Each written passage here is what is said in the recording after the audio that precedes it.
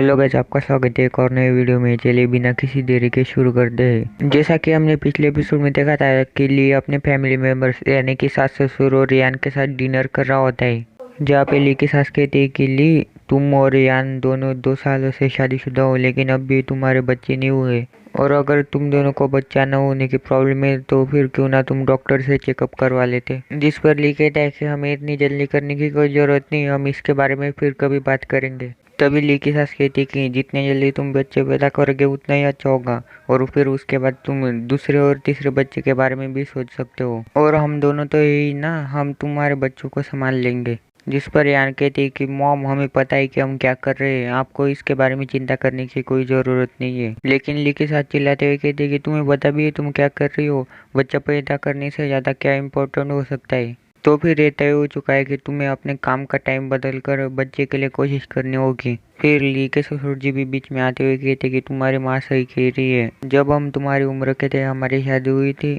तुम्हारी माँ ने तुम्हें बस 1 ही साल के अंदर जन्म दिया था। जिस पर ली कहते हैं कि मॉम डैड, हमें इतनी जल्दबाजी नहीं करनी चाहिए, हमें ये सारी चीज़ें नेचुरली करनी चाहिए। तभी ली की सास कहती है कि तो फिर क्यों ना तुम हॉस्पिटल में जाकर अपना चेकअप करवा लेते, तुम लोग अभी जवान हो, तुम्हें अपनी हेल्थ का ध्यान रखना चाहिए।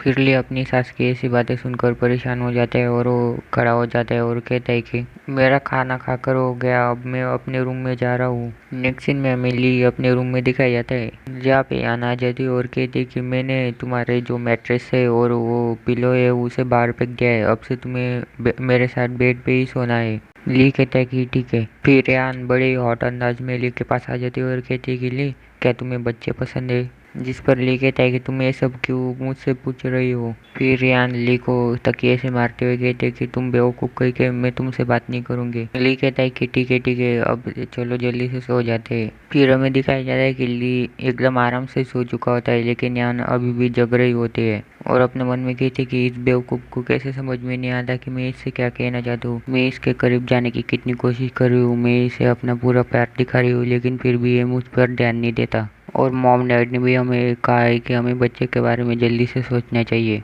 फिर हमें सुबह का सीन दिखाया जाता है, जहाँ पे यान ली से चिपक कर सो रही होती है। फिर अचानक से यान और ली की नींद एक साथ खुल जाती है, जहाँ पे वो ली से कहते हैं कि तुम बहुत ही ज़्यादा घटिया हो, यहाँ से बाहर निकल जाओ। और ऐसा कहकर यान ली को जोर से धक्का दे देती है, जिसकी वजह से वो दीवार पर जाकर लगता है और वो कहते हैं कि मुझे तुम्हारा चेहरा नहीं देखना है। लगता है गाइस यान अभी भी ली से बहुत ज़्यादा नाराज़ है। उसके बाद ली कहता है कि ठीक है, मैं यहाँ से जा रहा हूँ। तभी उसे ऑफिसर जियांग का फ़ोन आ जाता है, ये औरत मुझे बहुत ही ज़्यादा परेशान करती है। फिर ऑफिसर जियांग ली से फ़ोन पर कहते कि ली, मैं वाटर फ्रंट प्लाजा पर हूँ, जल्दी से यहाँ पे आ जाओ। ली कहता है कि ठीक है, मैं आ रहा हूँ। नेक्स्ट सीन में हमें दिखाया जाता है कि ली वाटर फ्रंट प्लाजा पर पहुंच चुका होता है, जहाँ पे जियांग ली से कहते हैं कि तुम टाइम की तरफ तो ध्यान दो, तुम अभी यहाँ पे क्या करने के लिए आए हो। जिस पर ली कहता है कि मैं थोड़ी सी मेडिसिन बना रहा था, इसी वजह से मुझे इतना टाइम लग गया। तभी ऑफिसर जियांग ली से कहती कि ये लाल कलर की ड्रेस मुझ पर कैसे लग रही है ली।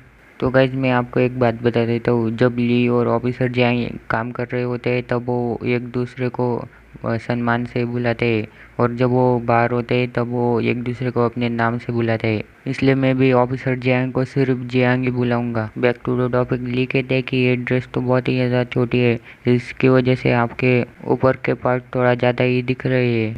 फिर जियांग कहती कि मैंने ये हॉट और सेक्सी ड्रेस इसीलिए पहनी कि ताकि मैं उस किलर को अपनी तरफ अट्रैक्ट कर सकूं, ताकि हम उसे पकड़ सकें।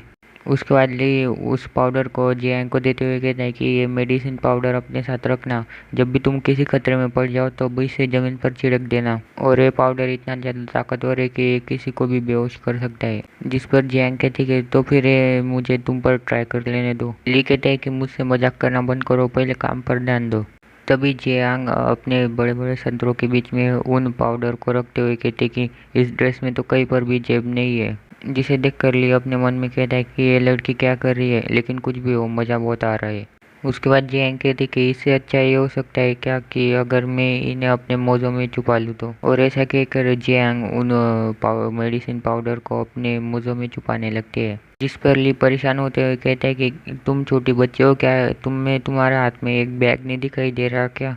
फिर जियांग कहते हैं कि अरे जल्दबाजी में मैं तो अपने बैग के बारे में भूल ही गई थी। फिर वो ली से कहते कि जबकि हम यहाँ पे किलर को अंडर कवर तो कर ढूंढने के लिए आए, तो अब मैं जो भी चीज़ें कहूँगी वो सारी बातें तुम्हें आज माननी होगी। तो फिर चलो, हमें पहले सेंट्रल मॉल जाना होगा। जिस पर लिखित है कि हमें सेंट्रल मॉल जाने की क्या ज़रूरत है। जिस पर जियांग कहती कि पुलिस की छानबीन में ये पता चला है कि किलर इस सेंट्रल मॉल के एरिया में ज़्यादातर घूमते हुए दिखाई दिया गया है, और ऐसा भी हो सकता है कि वो अपने अगले शिकार की खोज में निकला हो। उसके बाद हमें नेक्स्ट सीन में दिखाया जाता है कि जियांग और ली शॉपिंग मॉल में घूम रहे होते हैं, जहाँ पे ली कहता है कि हम कब तक यहाँ ऐसे ही घूमने वाले हैं, ऐसे तो हमारा बहुत ज़्यादा समय बर्बाद हो जाएगा, और अगर क्या हो, अगर हम उस किलर को ना पकड़ पाए तो। जिस पर जियांग कहते हैं कि इतनी जल्दी क्या है, अगर हम उसे आज ना ढूंढ पाए तो हम कल भी यहाँ पे आएंगे। ली कहता है कि मैं कल फ्री नहीं हूँ, मुझे कल बहुत ज़्यादा काम है।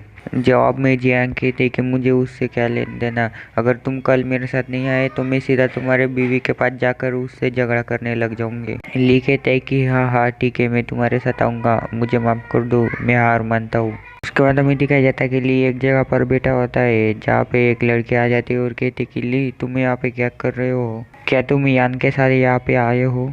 लेकिन तभी वहाँ पे अचानक से जियांग आ जाती है और ली से पूछती कि ली तुम इस ड्रेस के बारे में क्या सोचते हो, क्या ये मुझ पर अच्छी लगेगी। तो गाइस यहाँ पे बहुत बड़ा कांड हो चुका है। ये लड़की जानती है कि ली और यान की शादी हो चुकी है, लेकिन ली फिर भी किसी और लड़की के साथ यहाँ पे शॉपिंग करने के लिए आया है। तो तुम समझ ही सकते हो कि क्या होने वाला है। ये अगले एपिसोड में। बाय।